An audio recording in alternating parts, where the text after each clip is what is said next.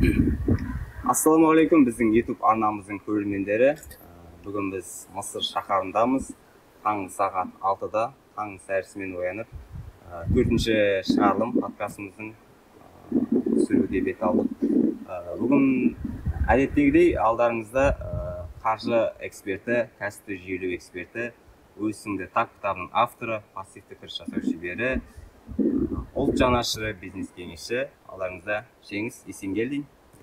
Және бүгін біздің подкастымыздың қадірменді қонағы аға буын мен жас буынның арасында дәнекер болып жүрген Алмас Нетворкинг деген атпен танылған аспайыңыздар Алмас Қылыш бүгін бізде қонақта. Қош келдіңіз. Қош көрдік. Және де бүгінгі подкасттың модераторы мен Жеңіс Орда желі өсу ордасының медиа бөлімінің басшысы және инвестициялық қордың басшысы Бек Айдар Бағлан болады. Ал бүгінгі эфирге қош келдіңіздер. Қош көрдік. Таңның сәрісімен, таңның берекесі бар деді, пайдалы сұхбат болады деген ниеттемін. Бүгін біз жетістікке жету үшін сол жетістікке жетіп кеткен адамнан білім алу керек пе деген сұрақтың төңірегінде әңгіме айтатын боламыз. Сол тақырыптың төңірегінде ой қозғайтын боламыз. Алмас мырза, енді біз баршамызға белгілі, сіз осы нетворкингтің атасы деп жатады өз арамызда. Кіші буын мен аға буын, яғни кәсіпкер ағаларымызбен кәсіпті бастағысы келіп жүрген орта буын, кіші буын ағаларымыз арасын байланыстырып осындай нетворкингтер ұйымдастырып жатасыз. Бұндай ойға не үшін келдіңіз және осындай кештерді қандай мақсатта өткізіп жүрсіз, сол туралы қысқаша айтып өтсеңіз. Рахмет. Армысыздар. Осындай керемет Қызыл теңіздің төрінде, жағасында керемет сұхбат болғалы жатыр. Енді тікелей тақырыпқа өтетін болсақ, жаңа өзіңіз сұрақ қойғандай алтын көпір идеясы қайдан пайда болды? Мына қоғамда әртүрлі проблемалар бар, өзекті мәселелер. Дәл сондай өзекті мәселелердің бірі мына үлкен буын мен аға буын мен жас буынның арасында байланыстың жоқтығы. Енді нетворкинг саласында жүргеннен кейін біздің міндетіміз жастармен де, жаңағыдай үлкендермен де, яғни үлкен кәсіпкерлермен де, жас кәсіпкерлермен де байланыс орнатып тепе-теңдікті сақтау.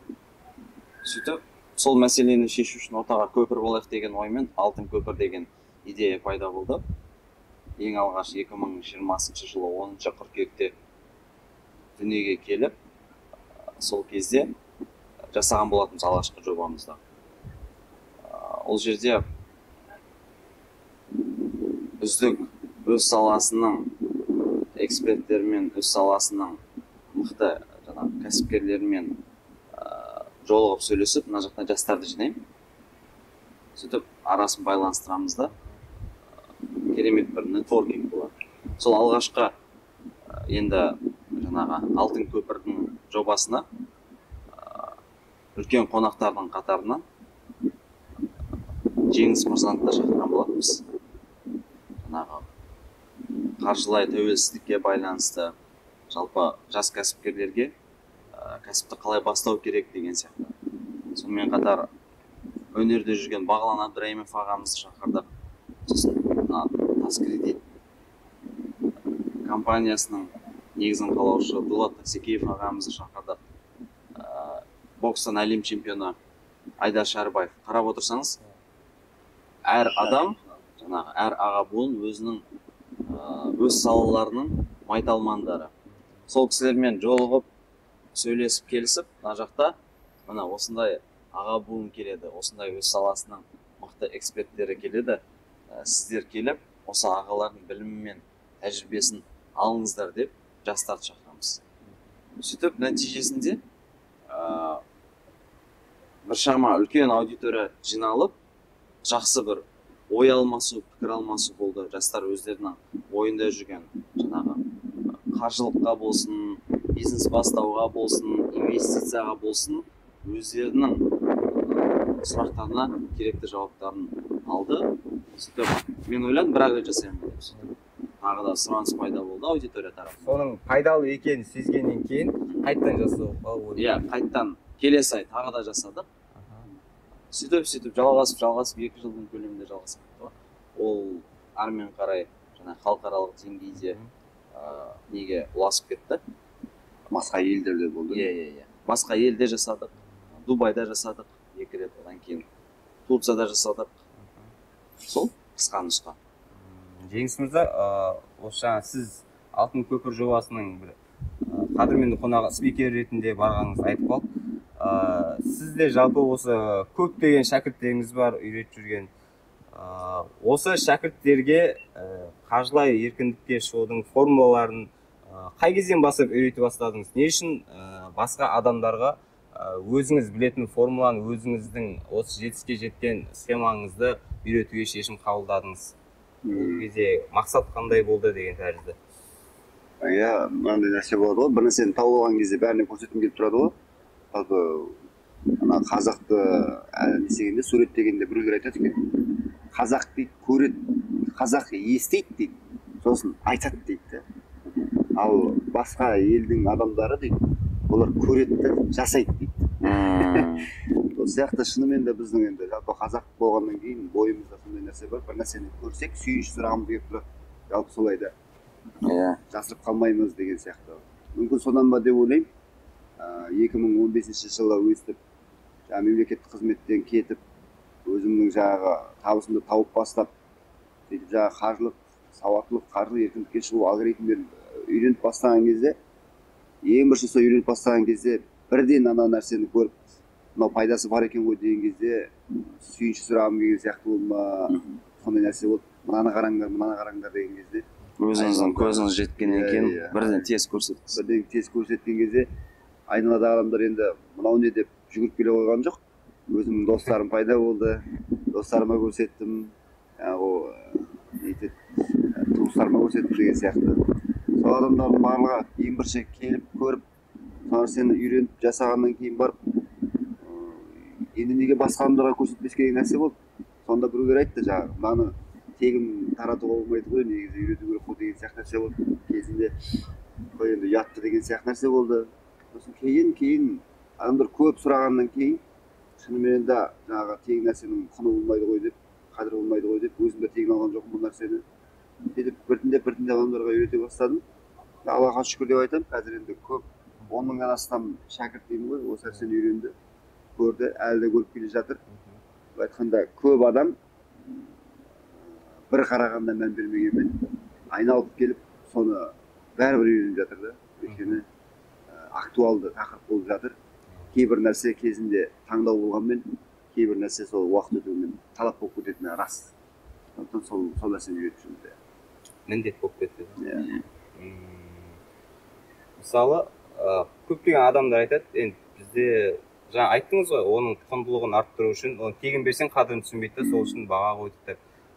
Кейбір адамдар болады, оны ақша төлеп не алғанша, оны интернеттен оқи салмаймын ба деген сияқты. Сіз айтыңызшы, именно осы сол саланың экспертінен білім алу қаншалықты маңызды болды?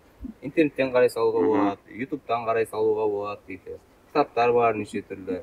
Неге ол осындай өзінің іздеген білімін сол жетістікке жетіп қойған адамның өзінен тікелей алу керек? Жаңағы не үшін білімге ақша төленеді деген сұраққа өзімнің ойым, адамның жаңағы ықыласы қаншалықты дайын екенін білдіру. Мысалы, сенің ықыласың шынымен де жаңағы білім алуға дайын болатын болса, онда сен оны жаңағы теңгенің көрсеткішімен көрсетесің. Ал егер ықылас дайын болмаса, онда сен тегін нәрсеге жүгінесің деген. Бір жағынан осылай деп ойлаймын. Ал екінші жағынан тегін нәрсенің қадірі болмайды ғой, шынымен де.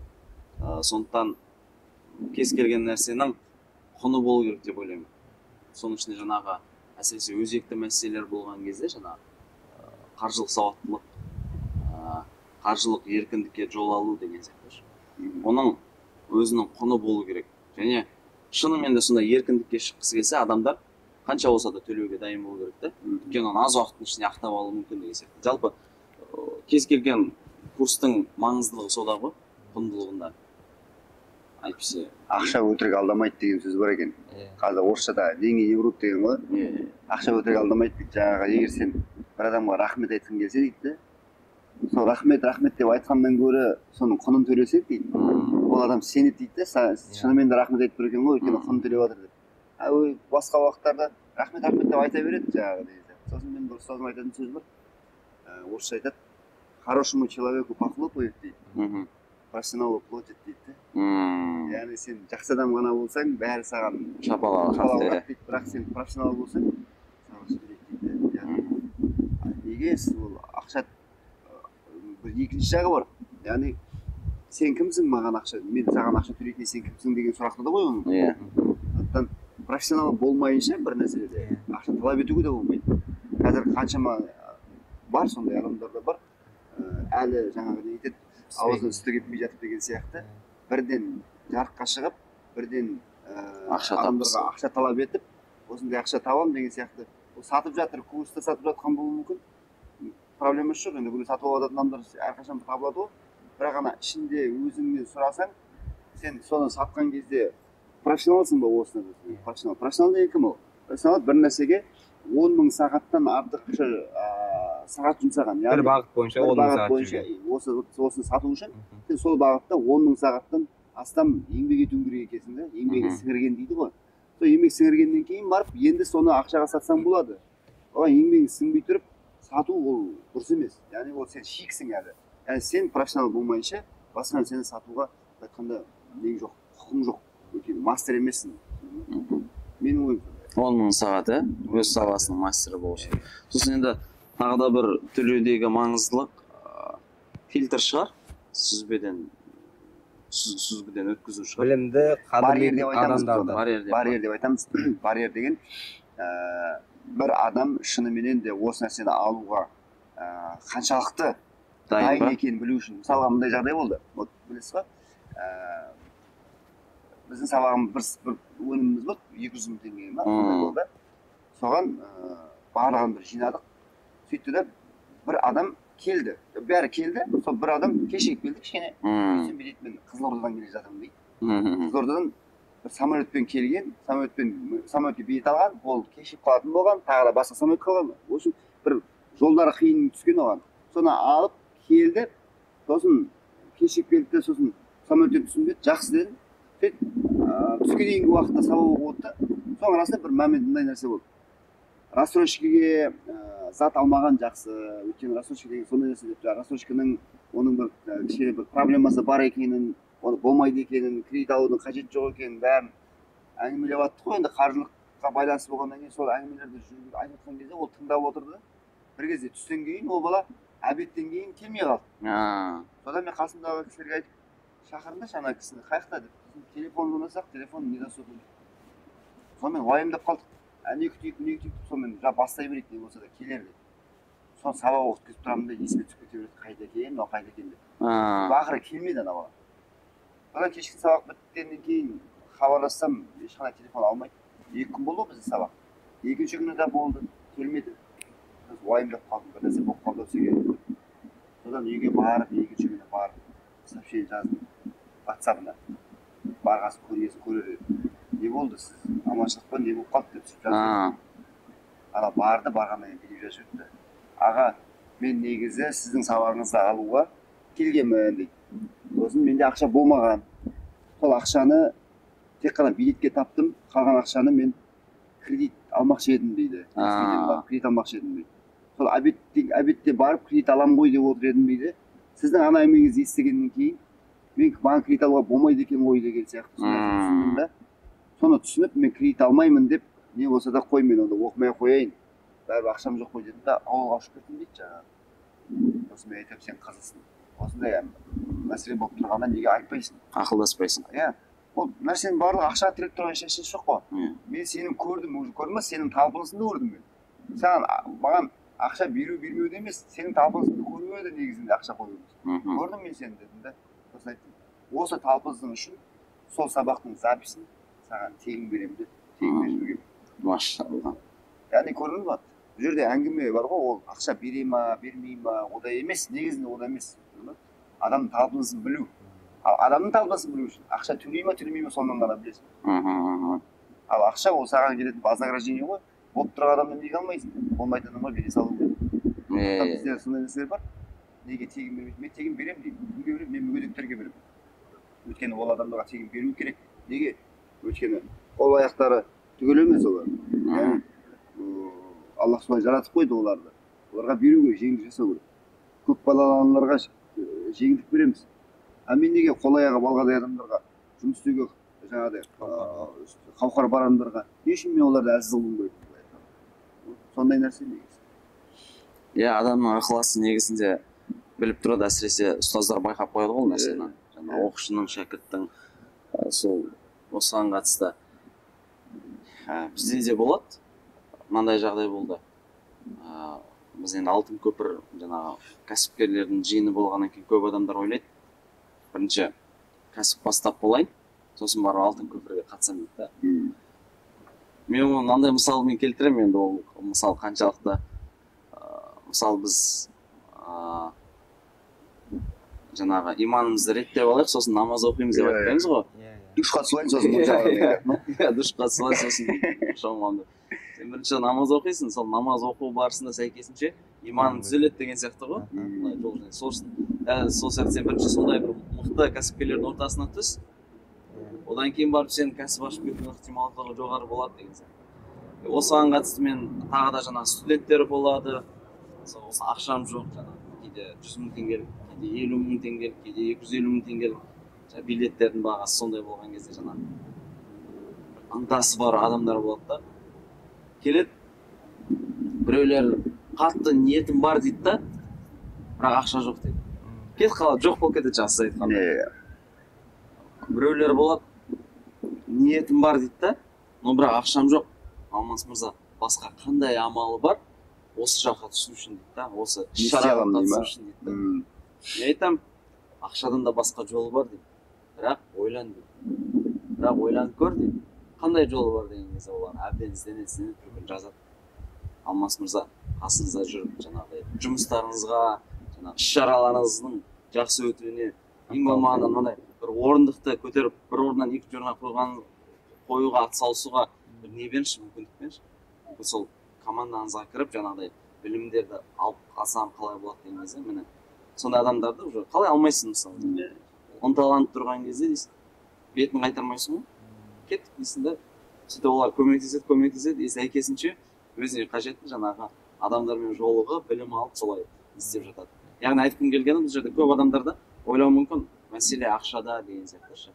Бірақ сол мәселені ақшасыз да басқа энергия беру арқылы алуға болады деген ойым ғой. Әйтеуір бір нәрсені құрбан ету керек қой адам. Бір нәрсені алу үшін бір нәрсені құрбан ету керек ол.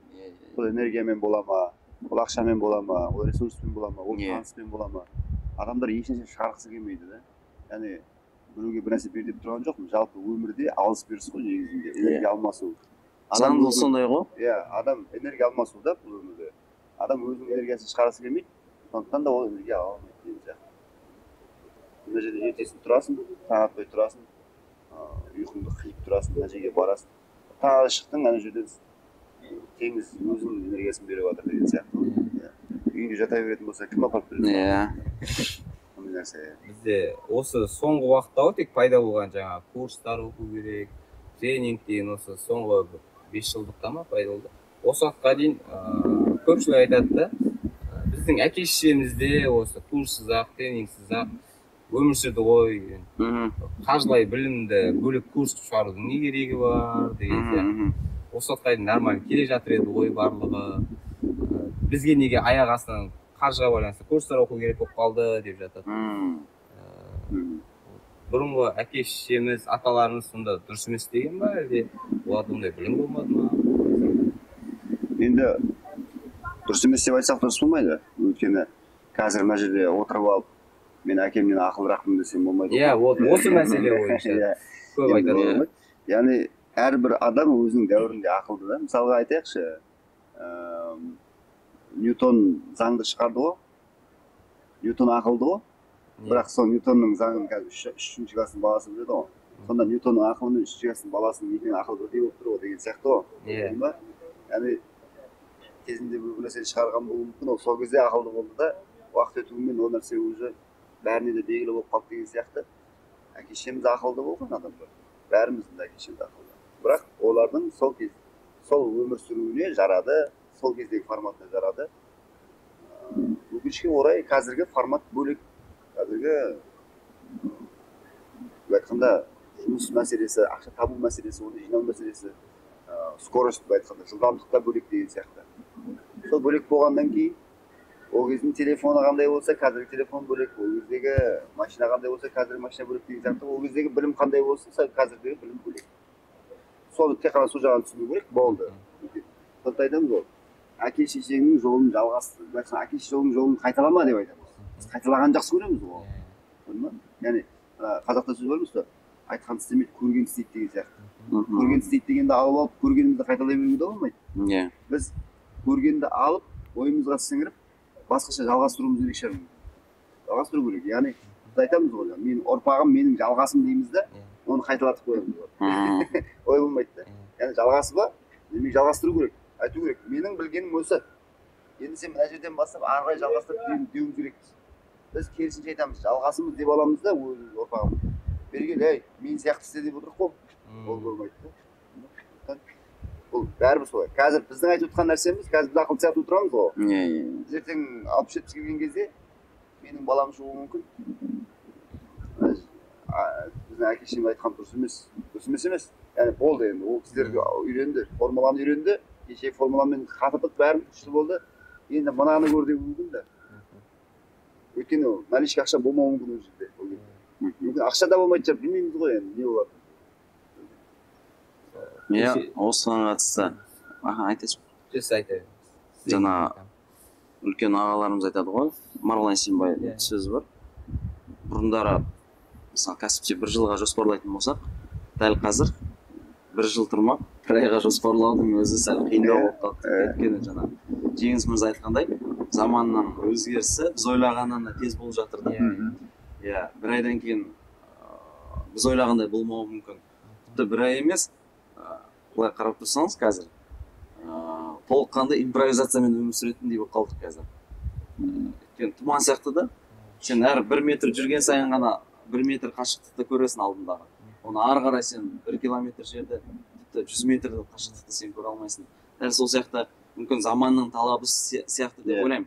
Мүмкін сұраныс болып жатқан кезде, мысалы қаржылық сауаттылыққа байланысты болсын, еркіндікке байланысты болсын, нетворкингке байланысты болсын, адамдардың қарым-қатынас, бизнес-іскерлікке қатынас, жаңағыдай сұраныс болса, біз соған сай тез беру керекпіз. Икемді болу керек қой, икемді. Кез келген уақытта икемді болу керек. Икемді болу керек та, сол үшін ойлаймын. Заманның талабы соны бізден талап етіп тұр, заман соны талап етіп тұр. Яғни сұраныс бар, бірден беру керек. Енді бұрынғыдай шыны керек, қазір интернет бар кезде, ақпарат тез жететін заманда, жастар бар, қабілеттер толыққанды ашылып жатқан заманда, бұрынғы кеңес үкіметінің ережелері қазір жүрмеуі мүмкін да. Кеше пирамидаға бардық қой. Сол кезде менің таңғалған бірінен, жаңа гид айтып жатырды. Былай қарап тұрсақ, пирамида әлемнің 7 кереметінің бірі. Оның сондай тарихы бар, жер жүзінде бүкіл адам біледі.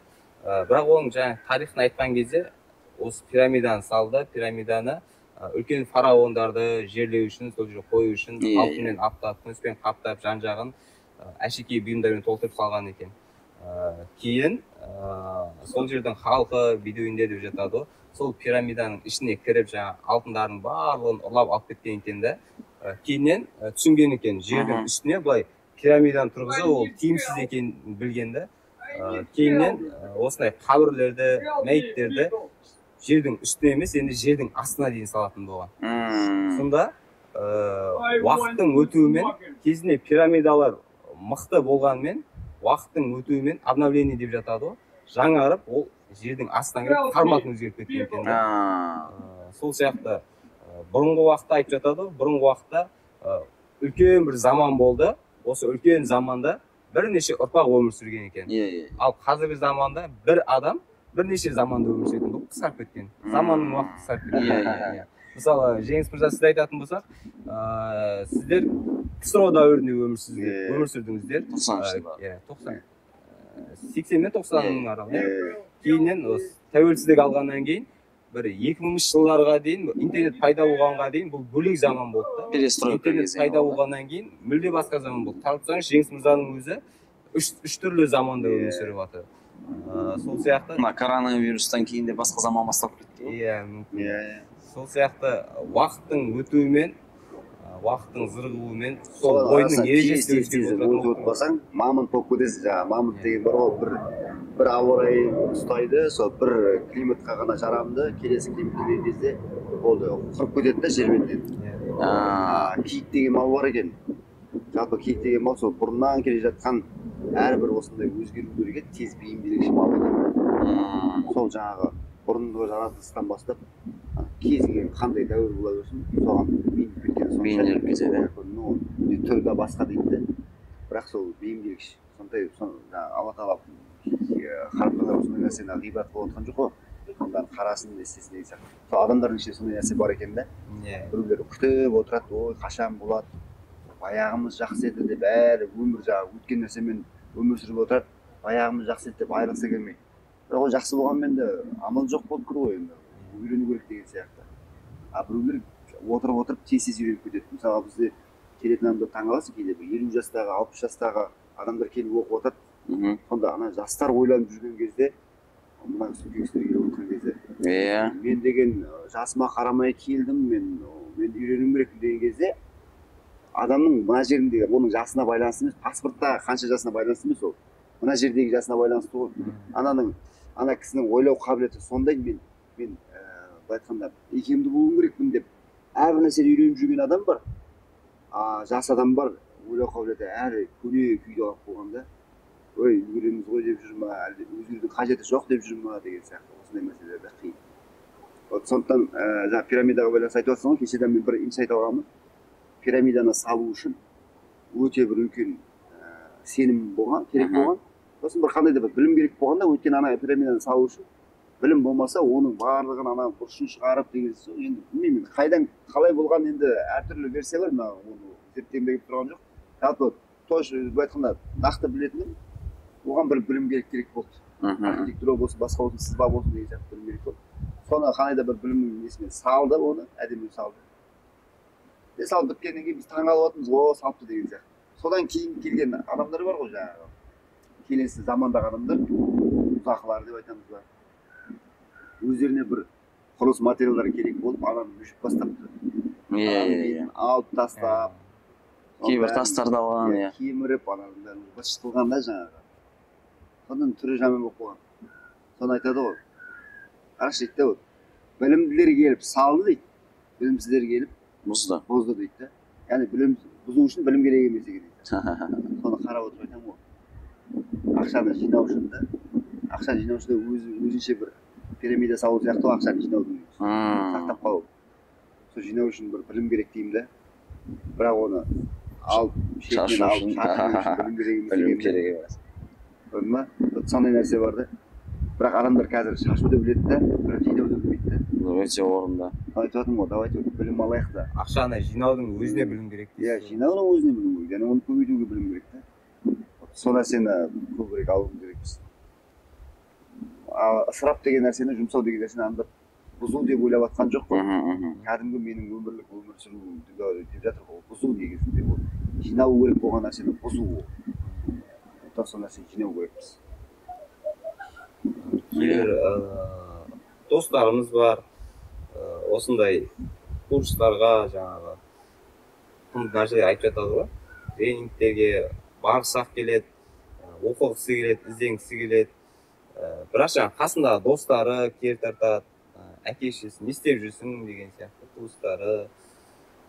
То есть оның өзінің ынтасы бар оқуға, ізденуге, білімге. Бірақ оның ортасы оған қарама-қарсы пікір айтады. Сондай жігіттер сіздердің сабақтарыңызға келген кездері болды ма? Ол қалай ол бүкіл ортасының әңгімесіне, бүкіл ортасының көзқарасына қарсы шығып, өзінің көздегенімен, өзінің арманымен өзінің білім алам деген ынтасымен барып білім алады адам. Оған тәуекел керек па, жігер керек па, әлде қалай шешім қабылдайды осы кезде деген сияқты. Енді менде жаңағыдай адамды өзгертетін 3 фактор бар.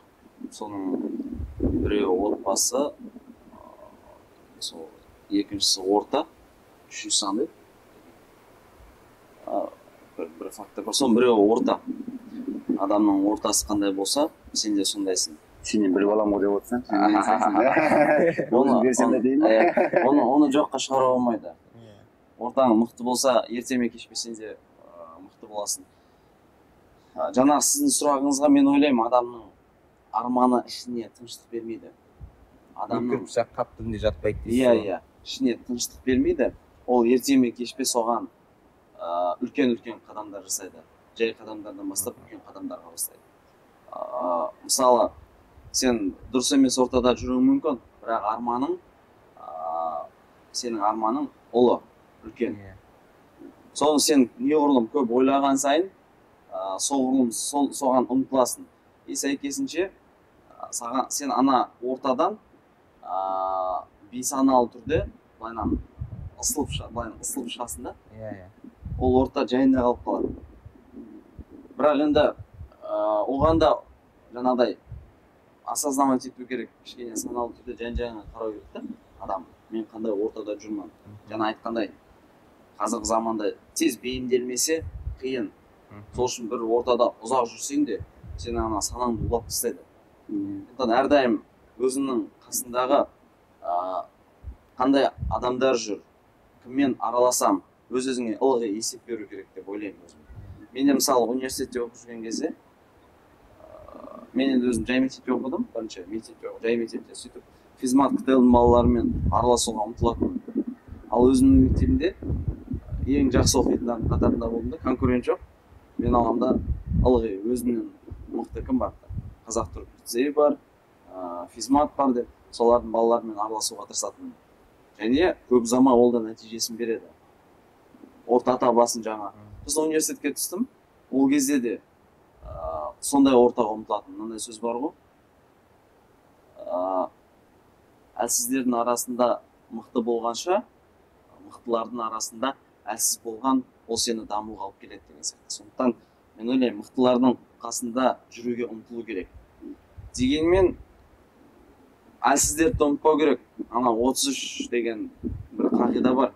Сен 33% мықтылармен аралас, 33% өзінің қатарластарымен аралас, 33% жаңағы тыңдаушылар болса, соларға білім бер деген. Сенің тыңдаушылар.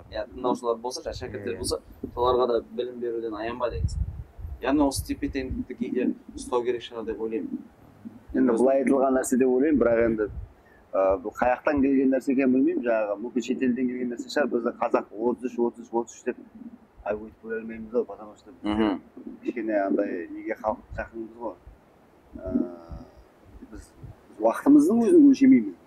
Біз уақытымыз белгілі ғой, мысалы 2 сағатымды мынаған, 2 сағатымды мынаған, 2 сағатымды мынаған деп айтса дұрыс болады еді да. Соның өзін бөлмейміз ғой, бізде не ол? Отыршы дейсің. Сол сияқты жаңа айтқан нәрсе дұрыс қой, бірақ енді соған бару үшін өте үлкен интеллект керек па деген. Оған енді арнайы сол салада жүргендер ғана не істеуі мүмкін, ұмтылуы мүмкін. Тайм менеджмент ойлады біреулер.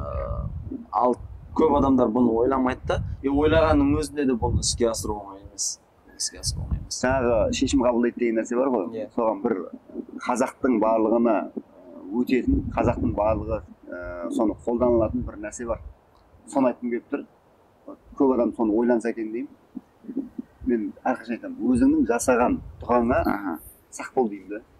Мысалға айтайық. Орындалып кетеді дейсіз ғой. Алмас, сен мысалға кез келген уақытта Құдайдан бір нәрсе сұрай саласың. Ішіңде болады ол. Қолыңды жайып сұра, қолыңды жаймай сұра, өзің білесің. Әйтеуір бір іште отырасың да, осы қалап отыр едім деген сияқты, қарның ашып тұр, тамақ ішкім келіп тұр деген сияқты. Аллах маған бір дүние берші, немесе мен саяхатқа барайыншы, болмаса мен адаммен танысайыншы деген сияқты бір дұғаны қыласың ғой ішіңнен, қалауың. Соны қылып болғаннан кейін бірден, так, енді маған Құдай қай жағынан береді екен деп, жан-жақты қарау керек екен. Іздеу керек. Иә. Өйткені сен сұрадың ба, бірден алла тағала соның мүмкіндігін жаратып тастайды екен да. Түсіндің ба? А біз қалай істейміз? Сұрауын сұрап аламыз. Сосын как будто ол үйге әкеліп беру керек сияқты да бізге доставкамен. Өзіміз шығып басқа айналмай жүреміз. Өткізіп алдық қой, көрдің ба? Иә. Сонда мүмкіндікті жер бір адам өзі дейді, мына жерде отырып үйленгісі келіп жүрген жігіт, маған бір жақсы бір үйге анама келін апарып беретін, жақсы келін апаратындай бір қызбен таныстыршы, мен үйленгім келіп жүр деп сұраған адам, сұрағаннан кейін орнынан тұрып бара жатқан кезде қарама қарсы қыз келуі мүмкін дейді да. Бірақ ол оны байқамай қалуы да мүмкін дейді. Өйткені сұрауды білді дейді, бірақ оған байланысты мүмкіндікті өткізіп алды дейді да. Фокус қою керек сұраған нәрсесіне. Сондықтан мен айтамын, ана эфирде отырады, мысалы қазірдің өзінде мысалға. Бұл адамның біздің видеомызды қарап отыруы, ол кездейсоқ емес ол. Өйткені ол бір уақыттары ішінен қалады, мүмкін мына кісімен танысқысы келді, мүмкін қаржылық еркін болғысы келді, бір қалауы бар, бір сұрауы бар деген сияқты. Соны көрді да, осы видеоны ол кісілердің көріп отыруының өзі кездейсоқ нәрсе емес. Неге? Әлемнің бәрі көріп жатқан жоқ қой. Көрдіңіз ба? Айтайық, бір видеоны бір 10 мың адам үшін 1000 адам көріп жатса, неге Алла тағала сені таңдады? Осы видеоға көруге неге сені себеп қылды? Ойлану керек та, неге мен бұл видеоны көріп отырмын? Демек, маған мүмкін бір сигнал ма, Алла тағаладан келіп отқан мүмкіндік шығар. Көрдің ба, біз мүмкіндікті жіберіп ала беретін адамдармыз. Мен мысалы өзім еш уақытта мүмкіндік жіберген емеспін. Бір нәрсе келе ма алдыма, мына жерде не ғибрат бар екен. Мен де мысалға алмасы келеді, неге алмасын? Египетте менімен бірге саяхатта жүр. Сұрақ қоямын мен өзіме. Неге жүр? Көрдің ба? Неге екеумізді тоғыстырып қойды? Демек, Алмас екеуміздің байланысымыз бар деген сөз. Яғни мен бір күні мүмкін Алмаспен кездесім келген шығар, Алмас екеуміз бірігіп бір жақсы жоба істеуіміз керек болған шығар мүмкін. Елге пайдалы. Соны міне Алла тағала мә деп тұрған шығар бізге. Ал біз екеуміз екі жақта шай ішіп, қыдырып жүретін болсақ, сөйлеспей жүретін болсақ, Алла тағала ертең бізге мүмкіндікті берді. Жіберіп алыңдар деген сияқты. Сондықтан мына жердегі әрбір адам кездейсоқ емес. Соны түсіну керекпіз. Кейде мынандай болады, жаңа айттық қой, шешім қабылдайды деп. Шешім қабылдайды, барады, оқиды. Бірақ бұл өмірдің жазылмаған заңы екен, адам ойлаған результатына, ойлаған нәтижесіне бірден жете қоймайды да. Кез келген бір нәрсені оқуға баратқан кезде, мен мынаны оқып аламын, осыны бітіргеннен кейін бәрі жақсы болады енді деген ойда болады. Көп жағдайда олай бола бермейді. Осындай кезде, осындай ситуацияға ұшырап жүрген адамдар не айтасыздар? Бірден результат, бірден нәтиже күтетін адамдар. Бұл былай. Кәдімгі дән. Дәнді жерге тығып, дәнді егеміз ғой. Еккеннен кейін аузын көмгеннен кейін бізге бір 10 күн күту керек болады. 10 күн күту керек болады, чтобы сабағы шығу үшін. Сонда мына кішкентай жас бала болатын болса, түсінбейтін адам болса айтады. Мен неге оны 10 күн күтуім керекпін? Неге ол сразу бірден шыға салмайды деп айтуым ғой, дұрыс па? Қайта су құя беріп па? Көрдің ба? Дейді ғой мысалға. Сонда бұл дән былай ғой, сен құясың, құйғаннан кейін сен 10 күн күтіп тұрған жоқсың, ол сені де күтіп тұрған жоқ, сен де оны күтіп тұрған жоқсың дегенде. Ол міне сен су құйғаннан бастап процесс басталды. Қандай процесс? Тамырлану процесі басталды. Ол шығып жатқан сабақты шығару үшін ең бірінші не істеу керек еді? Тамырлану керек еді. Тамырының бәрі шығу үшін 10 күн кетті да. Тамырланып болды, бұл қауіпсіздік, безопасность. Тамырланып болғаннан кейін барып, опа деп сабақ шықты. Бұл сияқты біз білім алып жатқан кезде, біз білім алып жатып, тамырланып жатқан дән сияқты екенбіз да. Яғни бір уақыт керек та. Енді тамырланып болғаннан кейін барып, бір уақыт келеді, уже сен аузыңнан шыға ма ол білім, ісіңмен көріне ма ол білім деген сияқты. Күту деген нәрсе сондай нәрсе. Мысалға, біз неге бір баланың босануын 9 ай күтеміз? Ол 9 ай күтіп, ал енді мә деп шығарған жоқ қой. Яғни ол нәрсе 9 ай бойы жетілу процесінде болды ғой. Сондықтан біз алып біреу адамдар көп айтады, мен кітап оқып жатырмын, қаншама кітап оқып, миыма қонбайды дейді. Қалай қонбайды? Қонып жатыр, ол тамырланып жатыр сен миыңда, сен оны сезбейсің болды. Бар болғаны біз тамырланып жатқан нәрсені сезбейміз біріншіден, екіншіден күтуге сабырсызбыз. Біз қазақ күтуді үйренуіміз керекпіз. Біз әрқашанда бірден болған қалаймыз. Алма ағашын егеміз, 3 жыл жеміс алмаймыз. Баланы 9 айдан ерте бетін сүйе алмаймыз оның. Білім де сондай нәрсе. Неге айтты бізді? Білім инемен құдық қазғандай деген. Білімді алып бастадың ба, міне тамырланып бастап жатсың. Бірден көрмейсің. Кез келген сен жетіп атқан жетістік қазіргі болып атқан нәрсе. Ол қазір болып атқан жоқ ол. Ол кеше істеп кеткен нәрсең сенің. Кешегі істеген нәрсенің нәтижесі. Міне, мына жерде біз Египетте отырмыз мысалға. Осы жерде бір 8 күн болдық деп айтайық. Біз осы жерде 8 күн бола қалған жоқпыз ғой. Яғни осы жерге келе қалған жоқпыз ғой. Мынау 1 жыл бұрын істеген біздің шәкірттерімізге қаншама сабақ беріп, ол адамдарға сабағын беріп болғаннан кейін олар ақша тауып бастады. Ақша тапқаннан кейін, сол ақшаның рахатын көрейін деп, осы жерге бізбен бірге келуге шешім қабылдады, дұрыс па? Егер ол адамдар біз оқытпасақ, олар ақша таппаған болса, мына Египетке дейін келеді.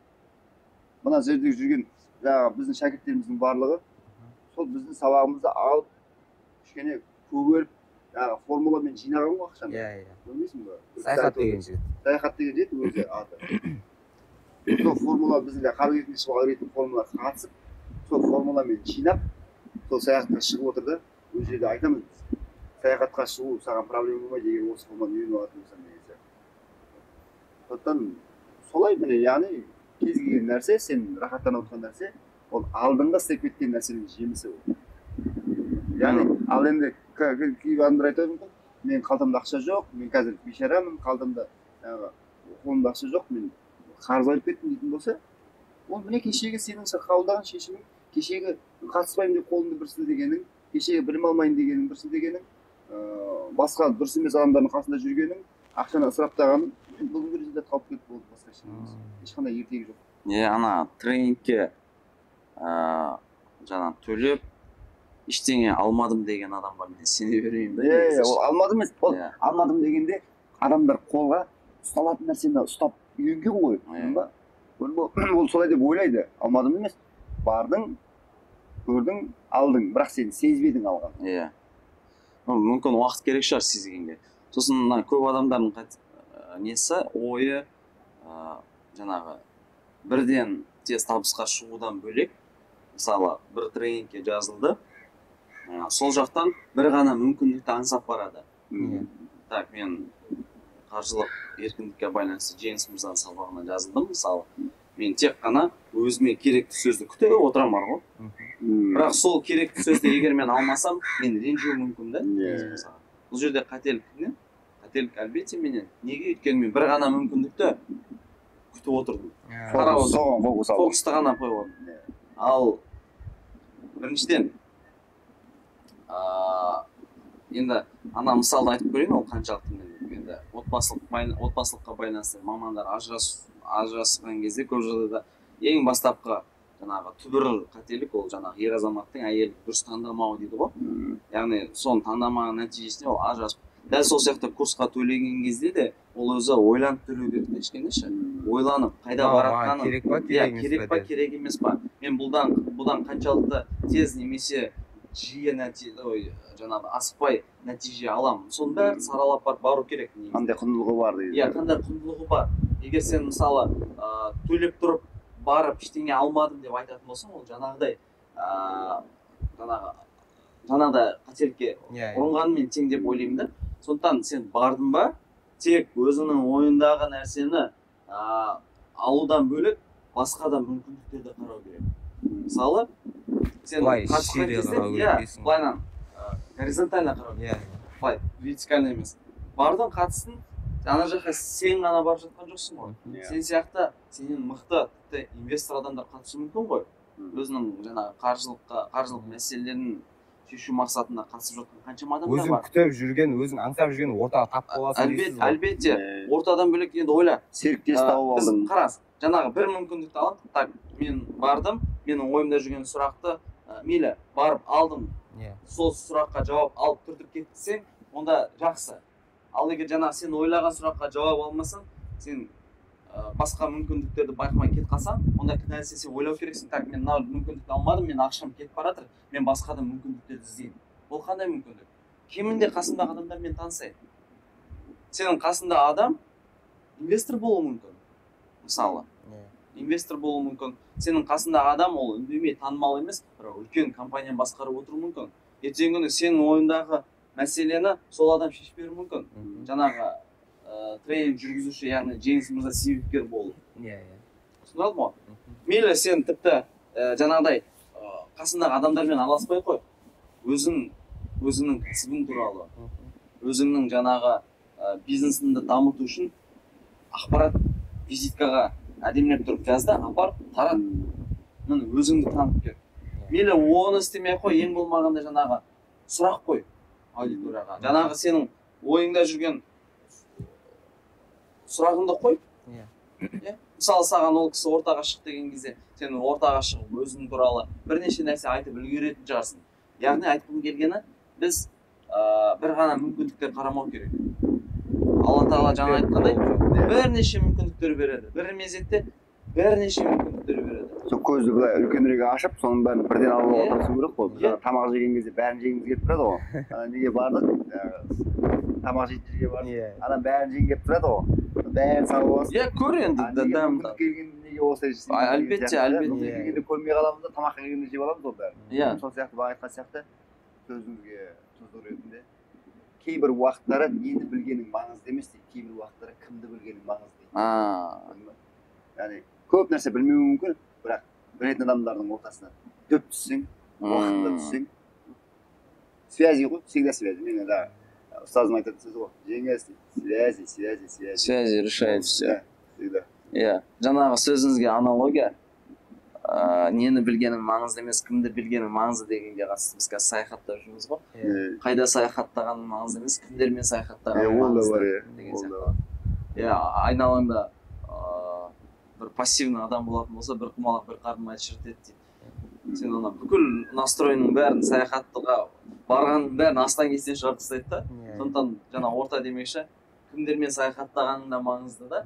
Кімдермен мықты адамдармен саяхаттасаң, сенің ана күннің ыстығы, күннің аязы ойнамай қалады. Өйткені жаңа мықты адамдардың ішінде өзінің ауа райы болады да. Сол? Ана нәтиже туралы айтқанда, адам бірыңғай тек өзін көргеннен кейін ол өзінің өсіп жатқанын байқамайды. Мысалы кейде андай болады, жаздың күні келген кезде, сырттан қонақтар келген кезде қарап кетіпсің ғой. Адам ол өзі байқамайды да, өйткені ол өзін күнде көреді. Ал оның бойында өзгерісті байқау үшін сырттан біреу келіп қараған кезде ол байқайды да. Әлбетте. Мысалы өсімдікті гүлді алып қарайтын болсақ, оған бүйтіп қарап отырсақ, оның өсіп жатқанын байқамаймыз да. Біз кетіп қаламыз, жұмысымызбен жүріп, 3-4 күннен кейін келсек, ана күлтесін ашқанда, мә гүл өсіп кетті деген сияқты. Сол сияқты адамдар өзінің өсіп жатқанын байқамайды екен. Мына білімдер алып жатады. Ол білімдер дәл сол моментте керек болмағанымен, болашақта келетін ситуациясы болады. Мысалы айтады, сабырлы бол деп айтады ғой. Құранда айтады, көптеген ұлы тұлғаларында айтады, сабырлы бол дейді да. Бірақ оны сен ашуланбайынша сен ол білімге амал ете алмайсың да. Мысалы мен қазір отырмын, мен ол сабырлы бол деген ұстанымға, сабырлы бол деген білімге амал ете алмаймын. Сабырлы бол дегенге амал ету үшін бір ситуация келу керек, мен ашулануым керек. Мен ашуланған кезде сол білімді қолданамын да. Сол сияқты курс болсын, тренинг болсын алған білімдеріміз дәл қазір ол керек болмауы мүмкін, бірақ болашақта сондай бір ситуация болады. Сол ситуация келген кезде сен соған амал ете бастайсың. Сіз жаңа айтып қалдыңыз саяхат туралы, білім алды, ақша жинап, қазір Египетте жүр саяхаттап. Мысалы көрермендерде сұрақ туындауы мүмкін, бізде саяхат сияқты болғымыз келеді деген сияқты. Ондай мүмкіндіктер бар ма алдағы уақытта деген сияқты. Алдағы уақытта қандай да жоспарларыңыз бар ма осындай шәкірттерге үйретсем екен деген. Саяхат сияқты былайынша бұл да сауапты істердің қатарына жатады. Енді бұл нәрсені бір-екі рет көргеннен кейін оның адамдарға беріп жатқан пайдасын көргеннен кейін көбейту керек деп ойлаймын енді. Әрбір жерде солай ғой. Бұлақ көрсең көзін аш деген сияқты. Осыны көріп, шынымен де түнде де айтып жатырмын, шынымен де осыны көбейту керек екен деп. Енді оны көбейту керек деген кезде қалай енді бұны қолжетімді қылса болады деген сияқты мәселелер бар. Сондықтан ертең ана 16 қазанда үлкен бір мега интенсив жасайын деп жатырмыз ғой. Сол кезде бір ойын ұйымдастырып жүрсек болады деп жатырмыз. Жалпы Дубайға, келесіде Дубайға, келесі Малайзияға кете береді, арға кете береді. Бұл нәрсені көбейте береміз. Сонда кішкене ең бірінші қатысқандарға жеңілдік жасайды деп бір кішкене ойын ойнатқымыз келіп жатыр. Ұтыс ойынын ойнатқымыз келіп жатыр. Яғни соны VIP несіне, VIP-ке және премиумға билет алғандарға біріншіден олар 4 күн сабақ оқиды екен еще. VIP 4 күн сабақ оқиды екен. Соны оқиды, еще ұтыс ойынына ойнатылады екен. 25 адамның арасында бір адам ойнатылады екен. Дубайға баруға. Жасағымыз келіп жатыр. Бұның артықшылығы эмоция мен білімді қатар беру. Bir жерге барсаң білім береді тек қана. Bir жерге барсаң тек қана эмоция береді. Ал біз сол эмоция мен білімді қостық. Және өздеріңіз көріп жатқандағыдай бұл жерде ешқандай бір пайда ешнәрсе көрініп жатқан жоқ. Өздерінің төлеген ақшасы өздерінің сол құнына кетіп жатыр. Біреулер айтуы мүмкін, немене айтып жүрсің, неге осындай деген сияқты, неге осындай пайда көрмей жатыр деген сияқты. Шынымды айтайын, үстіндегі пайдасы көру керек болатын болса, оны команданың мүшелері тегін демалса болды деп ойлаймын. Менің қазір мақсатым сол болып тұр. Өйткені маған қазір команданың ішкі жағдайы маңыздырақ. Команданың ішкі жағдайы маңыздырақ. Команда жақсы жұмыс істеу үшін, команда жақсы адамдарға біздің беретін нәрсемізді бере алу үшін, адамдарды көптеп айналамызға жинап, жақсы сабақ бере алу үшін арасында команда демалып тұру керек. Біз демалыс сенбі жексенбі күннен қылғаннан гөрі осындай жерлерге келіп демалған дұрыс деп ойлаймын. Менің ойым ол. Өйткені әрқашанда осындай жерден энергия алып жүрген адам біреуді өзі ағармаған, біреуді ағартылмайды деген нәрсе бар ғой. Неге біз өзіміз саяхатқа бара алмай жүріп, ақшамыз жетпей жүріп, біреуге саяхатта деп айта алмаймыз. Өзіміз энергия ал, энергия жина, энергичный бол деп жүріп, өзіміз энергия алмайтын болсақ, онда неге біз айтамыз деген сияқты. Яғни мен істемеген нәрсені айтпаймын дегенім сол. Менің командамда мүшелері біреулерге энергия жинау керек, энергичный болу керек, қыдыру керек, өзің ақша аямау керек деп айтқан сайын, өзі де соны істеу керек қой. Соларға жағдай жасап беріп жатырмын қазір. Солар сізге жағдай жасап беріп жатырмын. Сосын саяхаттың артықшылықтары өте көп. Бір басқа адамды танудан бөлек өзіңді де танып бастайсың, жаңа қырларын танып бастайсың, басқа адамдарды бөлек танып бастайсың. Мықты ортамен шықсаң, ол нұр үстіне нұр. Сондықтан кез келген адамға айтқым келеді, саяхаттау керек. Саяхаттың қасына білім қосылса, жаңағыдай тренинг қосылса, нұр үстіне нұр. Сондықтан саяхаттан кемінде максимальный әсер алып кетесің дейсің. Шаруаларды бітіріп алайын, сосын барып саяхаттаймын дейтіндерге дейсіз. Мен мысалы, сіз хабарласқаннан кейін, келесі күні таңертең ұшамыз деп, жәке жүріп кет. Ё-мое дедім да. Так, жұмыс бітпейді ол ешқашан. Ешқашан бітпейді жұмыс. Жарайды, жәке, кеттік деп. Шешім қабылдау керек те, кету керек. Кейін ешнәрсеге өкінбейсің да. Яғни шаруа, адамдардың көбісі шаруаны бітіріп алайын дейді да. Ол шаруа өлгенде бітеді ол. Шаруа бітпейді еш уақытта. Жақсы. Екінші нәрсе бар. Ешқашан. Екінші нәрсе айтады адамдар. Біреулер айтуы мүмкін. Осы сендер бай болғасын, ерігесіңдер де жүресіңдер.